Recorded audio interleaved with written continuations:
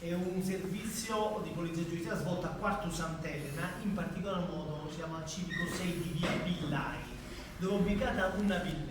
villetta che già da tempo veniva monitorata da parte del personale del gruppo Falchi della scuola mobile di Cagliari, in quanto quali erano gli elementi che avevano indotto il personale della scuola mobile a porre in essere adeguati servizi di osservazione. In questa villetta, in particolar modo in una parte della villetta, nel seminterrato, vi dimoravano tanto 2 nigeriani, oggetto, come diceva la collega, di pregressa attività investigativa, o meglio uno dei 2, che poi cercheremo effettivamente di far parte di questa organizzazione criminale nigeriana che ben conoscete, oggetto a voi dell'ottobre recente di provvedimenti di fermo, provvedimenti di fermo da parte della ditta di Cagliari. Quindi la presenza di questi 2 nigeriani, e quindi l'ipotesi qual era? Che all'interno di quella villetta, o meglio di quel seminterrato, vi potesse essere una fiorente attività di spaccio, potesse essere occultato dello stupefacente. Primo elemento che naturalmente accende la lampadina degli investigatori della scuola mobile di Cagliari. Secondo elemento particolarmente interessante è che sempre in un locale attiguo al seminterrato utilizzato a mo' di box,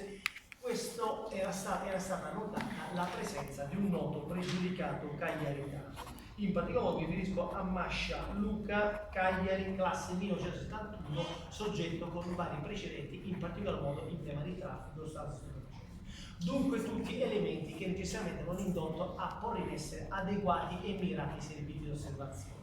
Per questo motivo nella giornata di ieri il personale del gruppo Fatti decide ovviamente di porre in essere un'attività più mirata, un'attività più invasiva. Attività invasiva che, come vedremo poi nel dettaglio, ovviamente, come potete notare da quello che abbiamo esposto, sortirà esito positivo. In particolar modo si decide di entrare in una battuta nel seminterrato della villetta dove dimoravano i 2 nigeriani, i cui dati identificativi ovviamente nel comunicato stampa vi sono dati,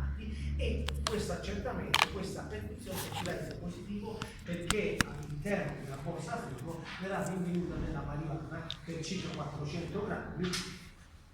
nonché la somma di 890 euro. Quindi droga e disponibilità di denaro, ma soprattutto, e questo è un ulteriore elemento che ovviamente è stato posto anche all'attenzione del dottor Pani, che ha coordinato l'indagine appunto sui Calypso Nest, in particolar modo nella disponibilità di uno dei 2, l'aimienio nigeriano classe 1988, effettivamente abbiamo sequestrato il basco e questa tunica, elementi distintivi dell'appartenenza al gruppo criminale dei Calypso Nest. Oltretutto abbiamo rinvenuto, in questo momento non abbiamo posto la nostra attenzione, anche una fotografia che appunto riprendeva tanto il soggetto tratto in arresto ieri per il tratto e la detenzione di sostanze stupefacenti, unitamente ad altri soggetti, ovviamente soggetti a provvedimento della recente operazione coordinata da DDA, per dare una risposta a questi legittimi quesiti.